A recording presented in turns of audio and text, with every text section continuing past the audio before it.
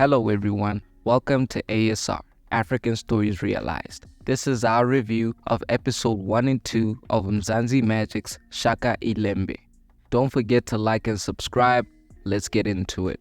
Shaka Ilembe is set in the 1700s and explores the roots of the great warrior king, weaving together various narratives inspired by history but fueled by imagination. The series was produced by Bomb Productions and showcases the story of Shaka Zulu from an early childhood all the way to his rise to power.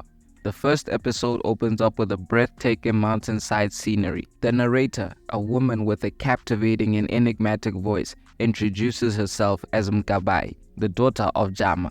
We then switch to a young Shaka being bullied by his peers, taunting him as a mama's boy.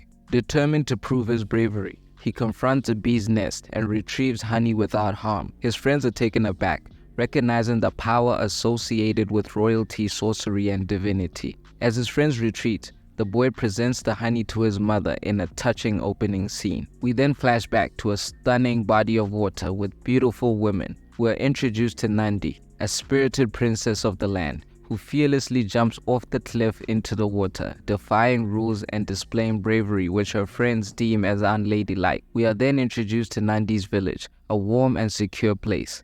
Nandi engages in a heartfelt conversation with her mother, the queen, who reveals that Nandi will attend her cousin's wedding the following day and hints at her daughter's own impending marriage. Nandi, rebellious as ever, questions the traditional practice of arranged marriages. Despite her defiance, Nandi's love for her mother shines through, indicating a loving and caring relationship between the two. A fire then breaks out as deviants venture into the grazing fields near Nandi's village. It is revealed to be Prince Zwide and his men, who are driven by the desperation brought to their land by the drought. The owner of the cattle tries to stop Zwide, resulting in a fatal confrontation where the Ndwandwe warriors kill the man and his companions. Meanwhile, Nandi and her delegation proceed to the wedding the following day. On their journey, they encounter another party of hunters, singing joyfully as they carry their freshly caught game. This encounter serves as an introduction to Prince Senzagakon, the son of King Jam. Nandi and the prince lock eyes, instantly forming a connection. Greeting each other, Prince Senza begins charming Nandi, praising her beauty. Nandi playfully flirts back despite being promised to another. Their flirty exchange comes dangerously close to breaking diplomatic protocol due to their shared royal status. Senza persists, but is made aware of Nandi's engagement. The prince is not deterred, saying whoever caught the bird hasn't cooked it yet, suggesting that as long as Lobola hasn't been paid yet, he still has a chance. Senza inquires on a timeline for their return, indicating that he will be anticipating them. Meanwhile, Senza returns to his home. This is our introduction to Kwanobamba, the Zulu palace. A princess enters the palace where some of the men are skinning an animal. She teases the men and playfully engages with them. This introduces Mkabai, Senza's older sister and the narrator of the story. Mkabai proceeds to the royal court where she greets the king. The conversation initially revolves around the drought in the north, where the Ndwandwe reside, but it eventually shifts to Senza and Nandi's encounter. The king teases Senza's fondness of women, and a council member reminds the king of his own youthful lusts. The king reiterates Mkabai's role in choosing Senza's wife, reinforcing her authority within the family and matters of the state. Prince Senza returns to the area where he met Nandi. Him and his friends eagerly anticipate her return. On their way home, Nandi and her party encounter Senza and his party. Senza continues to shower Nandi with compliments, but Nandi's guard becomes protective and irritated at Senza's breaches of protocol. However, Senza humbly apologizes, making amends by offering his day's kill. The tensions dissipate, and moments later, Nandi and her best friend find an opportunity to go to the river alone, playfully enticing the Zulu prince to follow. At the river, Nandi and her friend are having a joyful time until Zwide and his men arrive and begin harassing them. Nandi tries to stand up to them, but they overpower her and her friend. Just in the nick of time, Senza and his men rush to their rescue, resulting in a fierce fight. Senza, being a prince, ends up killing one of Zwide's men an act that symbolically declares war. An enraged Zwide injures one of Senza's men with a thrown spear, but Nandi's security detail arrives to aid them. Zwide and his men are outnumbered, so he retreats. Senza's heroic act earns him praise for saving the princess, but he remains modest, emphasizing that he merely did what was necessary. He promises not to forget Nandi, highlighting his growing affection for her. Meanwhile, Zwide conducts burial rites for his fallen comrade as tensions escalate. Zwide returns to Edunkum, the Ndwandwe palace with the stolen cattle and his friend's corpse. The king is displeased that Zwide has broken old peace treaties as his hunger for war becomes more evident. Although he justifies his actions as a means to feed his people, his lack of expertise in matters of state are apparent. The king confronts Zwide's mother, a witch, for encouraging her son to stir up trouble in the south and declares that Zwide will never be king. Zwide's mother retreats to her lair, followed by King Langa. Tragically, the king is killed by hyenas. He is buried in no time and his royal servant is sacrificed according to their customs. The Ndwandwe royal council assembles, and one of Zwide's sons accuses the queen of witchcraft and murder, having followed her to the secret lair and witnessed the hyenas attack his father. The story returns to Elangeni, where Nandi and her party are joyously entertaining royal guests. They are suddenly informed that her betrothed is a fat, intoxicated man dancing wildly, much to Nandi's disappointment.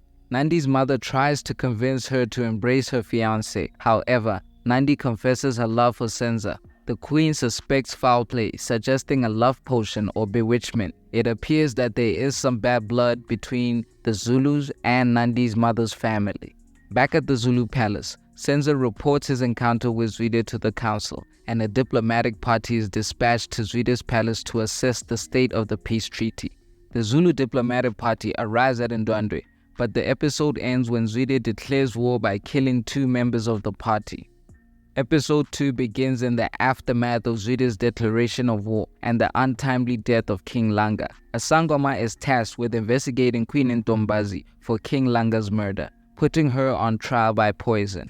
The queen undergoes the test and passes, proving her innocence. However, Zwide remains unsatisfied and takes matters into his own hands, slaughtering his half-brother as he rallies his people for war against the Zulu kingdom. In a shocking twist, it is revealed that the queen used animal intestine to prevent herself from swallowing the poison, exposing her resourcefulness and determination. Back at the Zulu kingdom, the diplomatic party returns with confirmation of an imminent war within Ndwandwe, led by the bloodthirsty Zwide. The Zulu leaders gathered to discuss potential allies, but Mkabayi dismisses Senza's attempts to align with Nandi's Elangeni kingdom. Instead, she sets her sights on forging an alliance with the powerful Mtetwa kingdom. We are introduced to the Mtetwa tribe through Prince Godongwana, who is engaging in trade with the colonizer for valuable resources. The encounter showcases the Mtetwa kingdom as the most advanced kingdom encountered thus far. Prince Godongwana returns to his kingdom, where we meet his father, King Job, a comical and charismatic figure. Mkabayi travels to the Mtetwa kingdom to plead for assistance in the upcoming war. However, King Job is petty and refuses to help the Zulus unless Princess Mkabayi reconsiders his marriage proposal.